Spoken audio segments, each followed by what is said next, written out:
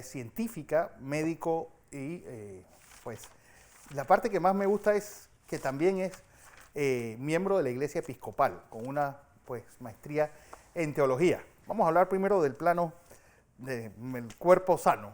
Pues, ¿qué tan necesarios son los complementos vitamínicos, además del zinc y otras pues, complementos que nos están diciendo de que son necesarios al momento de enfrentarnos contra el COVID-19? ¿Son realmente todos recibidos a través de los alimentos o es necesario pues llevar una dieta complementaria con vitaminas y qué otros elementos? Marta Llueca, bienvenida. Muy buenos días, Fernando, ingeniero Blandón y teleaudiencia. Me da mucho gusto acompañarlos nuevamente. La pregunta es muy importante y bueno, hubiera sido ideal que nos hubiéramos ocupado de la nutrición mucho antes de COVID, ¿no? Pero nunca es tarde. Eh, los suplementos vitamínicos son necesarios desde el punto de vista de que no todos comemos bien. O sea, una dieta balanceada con proteínas, grasas, carbohidratos, vitaminas, minerales, nos da todo lo que necesitamos para tener un sistema inmunológico sano. Pero obviamente con el día a día y los trabajos que hacemos, a veces nos saltamos comidas, etcétera. Entonces, hay tres componentes que yo quisiera resaltar. El primero son las proteínas. El sistema inmunológico no puede existir sin proteínas y el cuerpo desafortunadamente no puede guardar proteínas porque todas están trabajando, todas están haciendo algo. Entonces es importante que comamos fuentes de proteínas, con la excepción de los vegetarianos que tienen sus alimentos especiales.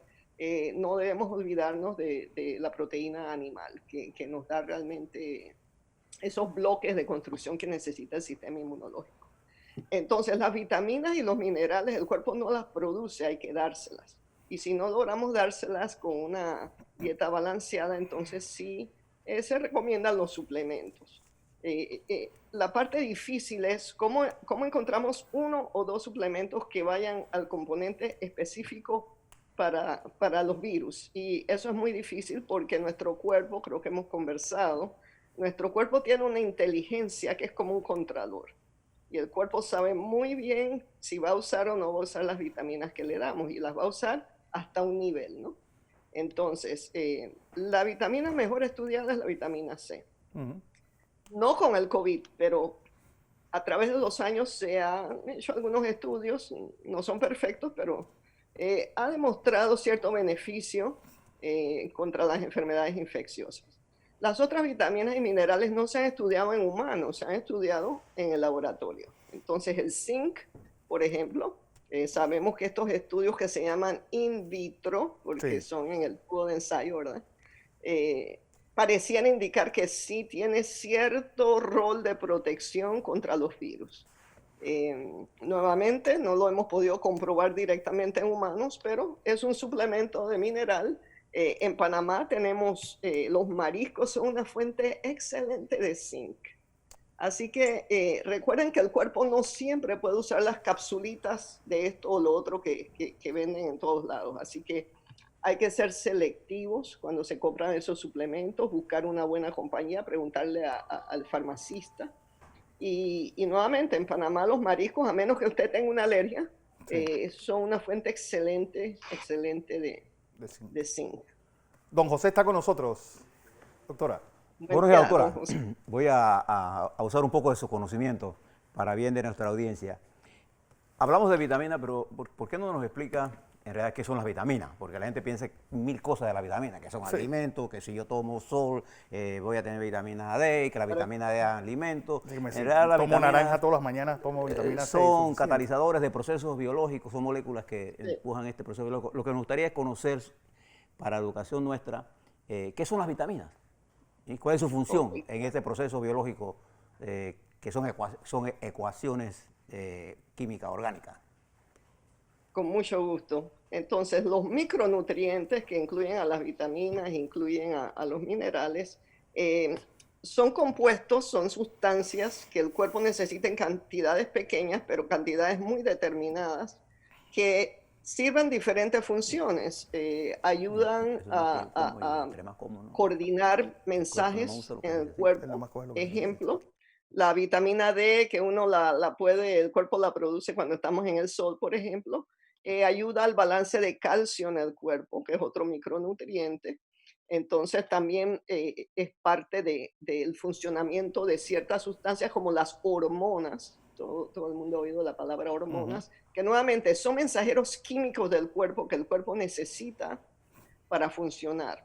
Entonces, los minerales, que también son micronutrientes, aparte del ejemplo del zinc que les he dado, las células, que son esas unidades básicas que nos componen, que nos hacen que seamos el cuerpo que somos, los minerales ayudan a la constitución de las paredes celulares, de los procesos de energía. Por ejemplo, el fósforo es importantísimo en la energía, el calcio importantísimo en los huesos, el hierro primordial porque es la molécula de la hemoglobina, la única molécula, subrayo, la única molécula que transporta oxígeno.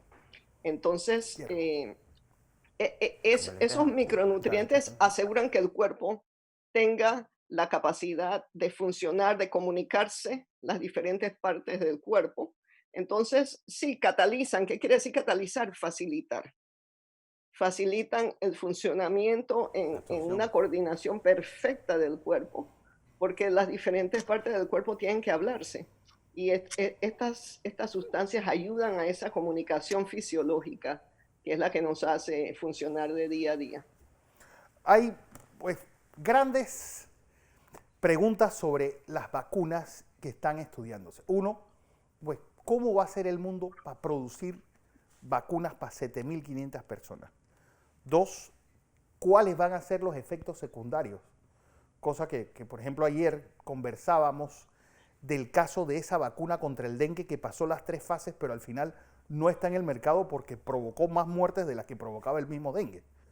Es decir, ¿qué sabemos sobre estas vacunas y cómo va a ser ese proceso de liberalización de esa fórmula para que pueda replicarse a todos los continentes? Claro, son preguntas muy importantes y son dos preguntas. Primero, hablemos de las vacunas. Sabemos bastante sobre las vacunas y sus efectos adversos. ¿Por qué? Porque las vacunas son proteínas y sabemos muy bien que su papel es estimular, entrenar al sistema inmunológico para cuando llega el enemigo de verdad, se pueda defender de esas infecciones. Entonces, las vacunas, como cualquier medicamento que ingerimos o que se nos inyecta, pueden tener reacciones adversas porque nuestro cuerpo de salida no es muy social con las cosas que le damos. Nuestro cuerpo es muy cuidadoso. Entonces, hay reacciones adversas a las vacunas, pero conociendo todo lo que hemos conocido en todas estas décadas, especialmente esos desastres como el del dengue, hemos aprendido que no podemos estar jugando superficialmente con el sistema inmunológico. Y de allí la necesidad de estudiar las vacunas igual que cualquier medicamento con las fases que ya hemos conversado, la 1, la 2 y la 3. Entonces, hay reacciones que son comunes y son inmediatas. Entonces, por eso hacemos primero estudios en 20, 30, 40 personas, luego en 100 y luego en miles y miles. Las reacciones inmediatas tienden a ser leves a menos que sea algo pues ya que va a interrumpir el desarrollo de la vacuna por grave. Pero esas son las reacciones pues del dolor local en el sitio de la inyección o de alguna fiebre baja, algún malestar que se manifiesta generalmente en horas Sí. o en los pocos días, ¿no? Pero las reacciones que son más problemáticas y más serias son raras. Y por ser raras, la fase 1 y fase 2 no tiene forma humanamente posible de descubrir esas reacciones. Necesitamos 10, 20, 30 mil, 40 mil, millones de pacientes para verlas. Entonces, por eso es que la fase 3, ahora mismo para el COVID, tengo entendido que no baja de 30.000 pacientes. Con 30.000 pacientes tenemos una buena posibilidad de ver si hay alguna de estas reacciones raras que, como bien han dicho ustedes, pueden ser devastadoras. lo más seguro, yo tengo fe en que eso no va a ocurrir, ¿no? Pero tenemos que hacer ese trabajo diligente de buscarlas, ¿no? Entonces, aprovecho también para ayudar un poquito a la desinformación, porque está esta noticia de que Rusia tiene una vacuna y que ya la van a sacar. Bueno, les voy a decir, debemos rezar por ellos, porque Rusia apenas hace 2 días comenzó la fase 3 de las vacunas, y si ya van a estar distribuyendo una vacuna sin haber hecho los pasos responsables para analizar su seguridad y su efecto, podría ser catastrófico. Entonces, afortunadamente, eso es asunto de ese país. Afortunadamente, cada país tiene sus entes regulatorios que dicen, no, nos tienen que dar toda la información de su vacuna, de su química, de sus reacciones y la información de seguridad. Pero es que aquí se está hablando de usar panameños como conejillos de indias de vacunas. Es decir, eso realmente, porque a mí siempre que me viene una medicina y siendo tu pediatra, yo creo que yo soy de la generación de la talidomida. Es decir, vi el efecto que esa medicina provocó en muchas personas que salieron sin extremidades, y cada vez que quieren usar a alguien de conejillo de indias, pues, como dices tú, mejor nos ponemos a rezar rápido. Sí, y ese es un punto muy importante porque aprendemos de los errores. En el tiempo de la talidomida no existían los organismos reguladores. Y esa fue una de las lecciones más duras de la humanidad, pero fue una lección que resultó en el establecimiento de organismos reguladores como la FDA. Y de allí salió el estudio cuidadoso de todas las fases de desarrollo de las vacunas. Entonces, yo no veo a los participantes como conejillo de indias porque ya hay tanto rigor y tantas reglas del juego que eso sí, los veo como héroes en el sentido que, claro, se están tomando un riesgo. Pero la ciencia, la medicina y la regulación del desarrollo de vacunas ha avanzado a un punto que no lo teníamos antes. Hemos hablado del FDA, tiene sus reglas para las vacunas del COVID, sus reglas de cómo se van a buscar ese tipo de reacciones para que no ocurran y para que, si ni Dios lo permita, ocurrieran, se puedan inmediatamente analizar y estudiar y tratar. ¿Son aplicables esos rigores de la FDA en nuestros países con estos protocolos tan laxos en medicina? Es decir, bueno, ¿podemos estar seguros de que a los panameños nos van a cubrir los mismos derechos que están cubriendo un americano dentro de los Estados Unidos si él es parte de esos 30,000 personas que van a ser parte de la investigación de la vacuna? Excelente pregunta. Y ahí es donde viene la transparencia y el rigor ético y regulatorio. En Panamá tenemos esos organismos, hay una Comisión Nacional de Bioética, hay una Autoridad de Reglamentación de Medicamentos, hay un Ministerio de Salud y está la Organización Mundial de la Salud.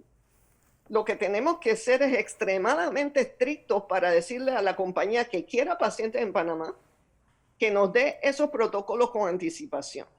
Entonces, ¿qué hacemos nosotros? Miramos a los países como Estados Unidos con la FDA o como Europa con la Agencia Medicinal de Medicamentos y vemos cuáles son las pautas que se están siguiendo allá.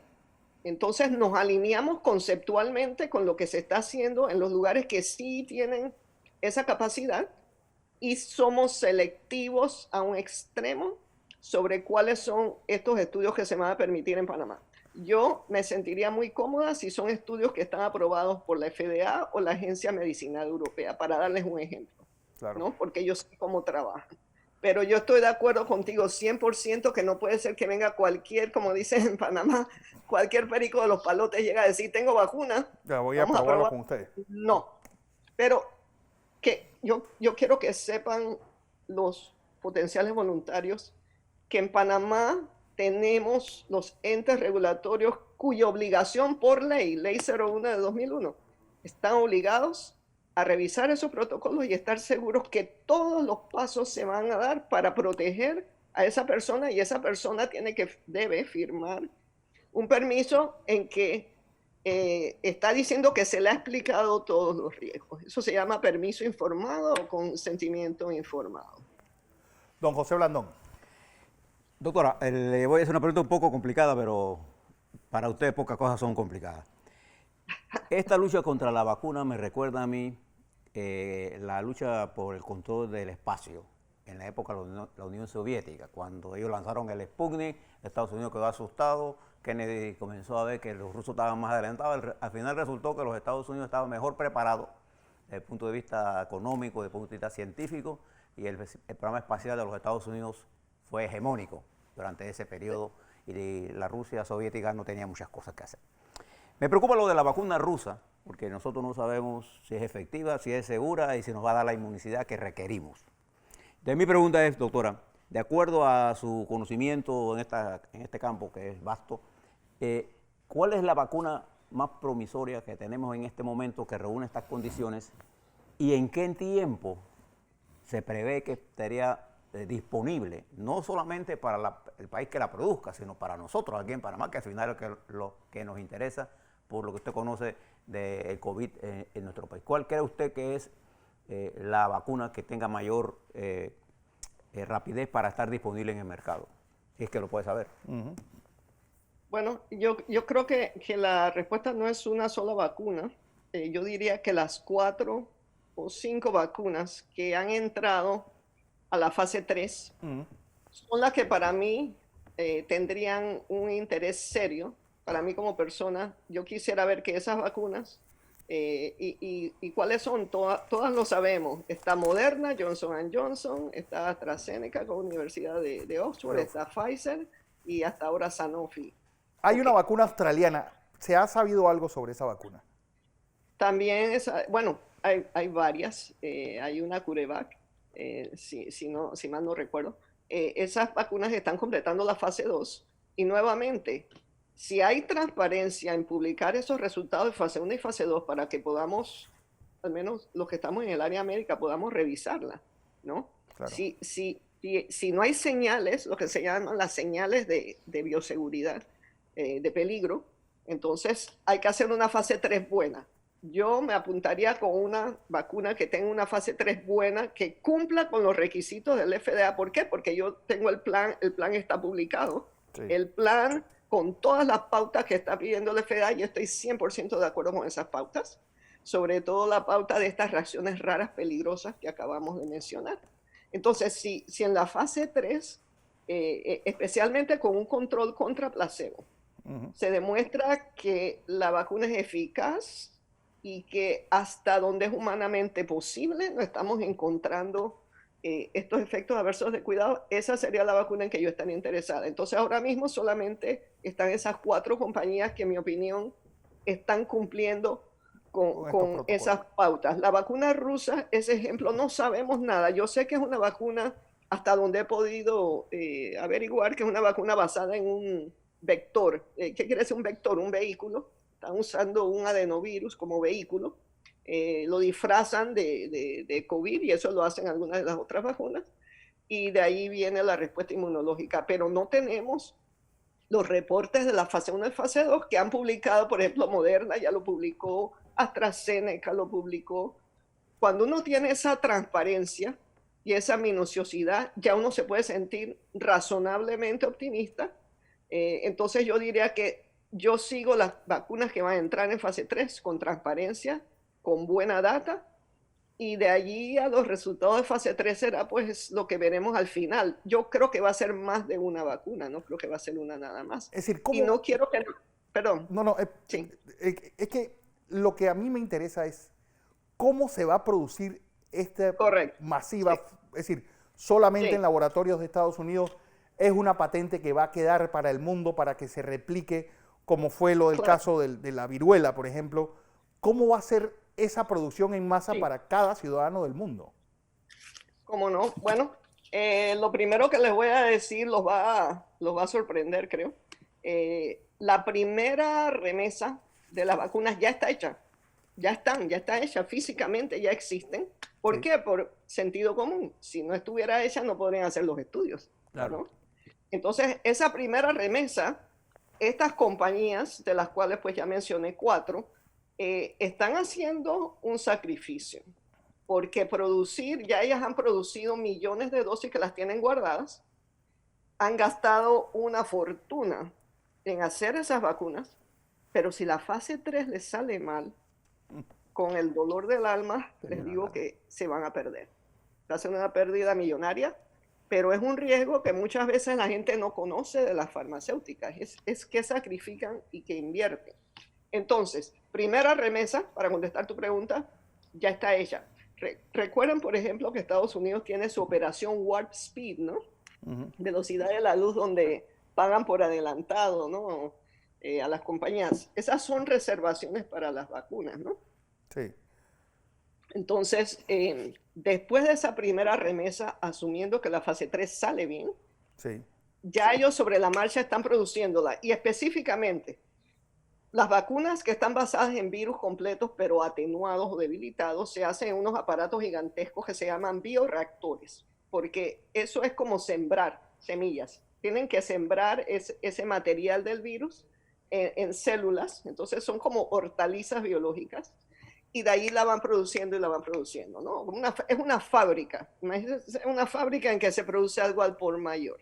Las más chiquitas, las de mensajero RNA, no requieren esos aparatos tan grandes, son cuestiones más pequeñas, y lo que hacen estas compañías para abarcar a la población mundial y tener el número de vacunas, hacen un estimado y contratan a compañías más pequeñas que pasan a ser parte de esa cadena de suministro, que es la que la va a producir a larga escala. Y luego entonces los programas de vacunación son los que se encargan de distribuirlas y hacer los arreglos, y cada país hace también sus negociaciones con las compañías, asumiendo que la ente regulatoria está aprobando o dándole ese permiso de uso Porque de emergencia. esta vacuna, es decir, te lo pregunto porque, es decir, el tiempo y los procesos productivos son juegos de suma cero. Es decir, lo que yo dedico a una cosa, tengo que restárselo a lo otro. Es decir, no va a provocar desabastecimiento de otras medicinas. No, las vacunas son un producto muy, muy específico para el propósito que se usa. Entonces, la vacuna para el sarampión nada más sirve para el sarampión, y fue estudiada la fórmula para el sarampión. Lo mismo para la vacuna del COVID. Solo va a servir para el COVID y no le va a tomar el espacio a otros. Entonces, los programas existentes de vacunación tienen sus periodos cada año. Sí. Entonces, es una buena pregunta, claro. Y las máquinas y eso, bueno, lo que se está haciendo ahora mismo, precisamente para no ocupar la fábrica, pues por decirlo así, las que existen, es que estas son instalaciones dedicadas, se están construyendo sobre la marcha, pero a menor escala. Ya, como les dije, ya está la primera remesa hecha, y esa remesa no toma el lugar de otras vacunas. Okay. Todas las otras vacunas se administran de acuerdo a un calendario en los bebés, etcétera, y de acuerdo a las temporadas que vienen las diferentes enfermedades. Yo creo que, y ahora sí apelo a tu formación religiosa, porque si algo va a provocar esta pandemia, o ya está provocando, es ese duelo tan difícil de llevar, de no haber podido decirle adiós a un ser querido que muere en un hospital solo. Toda esa tristeza, toda esa ansiedad, toda esa depresión, obviamente va a provocar que cuando volvamos a salir a la calle vamos a ser otras personas totalmente distintas. ¿Y a qué nos podemos aferrar? ¿Qué podemos decirle a alguien desconsoladamente que perdió un esposo, a un padre, a una madre, y que no pudo ni siquiera decirle adiós, y que lo próximo que ha visto es una cajita llena de cenizas?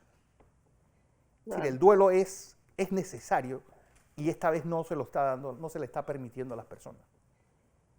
Claro, es una linda pregunta. Manejar un duelo o la pérdida de un ser querido es algo que va más allá del COVID. Sí.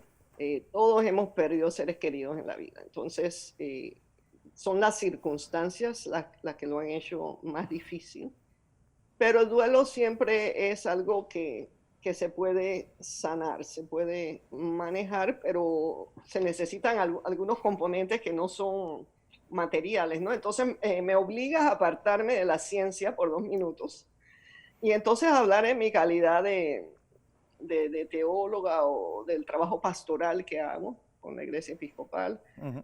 Ayer me alegró muchísimo ver a los ministros religiosos en la conferencia de prensa y mi saludo especial al arzobispo José Domingo Ulloa y al obispo Julio Murray de la Iglesia Episcopal. Entonces, en mi área de médica y de cuidados pastorales, yo he tratado de combinar la espiritualidad y la salud. Entonces, ¿qué pasa cuando perdemos a un ser querido? Eso nos obliga o nos invita a retraernos un poco y a dialogar con el espíritu. El espíritu hay que alimentarlo, hay que fortalecerlo, ayudarlo, ¿no? Entonces, pero ¿cómo se ayuda al espíritu? Entonces, Sí. eso depende de cada persona. Y depende de las creencias de cada uno. Muchos creemos en Dios y otros, hay quienes no creen en Dios y yo les respeto su posición, pero hay un libro que yo leí en la escuela que es El Principito de Antoine de Saint-Exupéry. De Saint-Exupéry, Que exacto. si no lo han leído, se los recomiendo, es bellísimo. Bueno, ahí dice que Y los amigos son unos tesoros. claro, Y ahora no podemos y ni el, siquiera poner un hombro a ayudar a un amigo. correcto, y de eso se trata. El Principito era un ser que vive en un asteroide que viene, un niño precioso, y hace una amistad con un piloto en un desierto, pero luego el niño se va a ir. Y cuando se está despidiendo y el amigo que se queda aquí en la Tierra está abatido, el Principito le dice, siempre se encuentra consuelo. Dice, cuando te consueles, me vas a ver en las estrellas y te vas a echar a reír. Entonces, para los que somos espirituales, este consuelo lo podemos encontrar en la oración o en la meditación. Hay quienes usan yoga, hay quienes usan mantras, pero la idea es buscar paz, Sí. porque los sentimientos de culpa y de resentimiento y de oportunidades perdidas son lo primero que agobian en un momento de duelo. Y lo importante es, primero, una relación con Dios si creemos en Dios, ¿no? Porque tenemos que apoyarnos en algo. Pero hay que recordar a los seres queridos como ellos quieren que se les recuerde, sanos, fuertes, felices, no tirados en una cama. Esa no es la forma como ellos quieren que se les recuerde. Entonces, hacer un rincón en la casa con fotos, con recordatorios especiales, todo eso poco a poco trae paz. Y las dos cosas con las que quisiera pues terminar de contestar esta pregunta de la que podemos hablar por muchas horas, Sí. es que hay dos cosas que yo creo que ayudan mucho, agradecimiento y amor. Hay que ser agradecidos por el regalo de la vida y por el regalo de esas personas que estuvieron con nosotros. Y a propósito de eso y del amor, quiero rápidamente compartir las palabras de Mandino, que era un autor cristiano en el libro El vendedor más grande del mundo, Sí. que él decía, amaré al sol porque me calienta los huesos, pero también amaré la lluvia porque purifica mi espíritu. Acogeré la felicidad porque engrandece mi corazón, pero también soportaré la tristeza porque descubre mi alma. Amaré la luz porque me señala el camino, pero también amaré la oscuridad porque me enseña las estrellas. Entonces, agradecimiento y amor. Amor. Así es, Marta Llueca. Yo creo que, pues, un buen consejo en esta mañana de incertidumbre.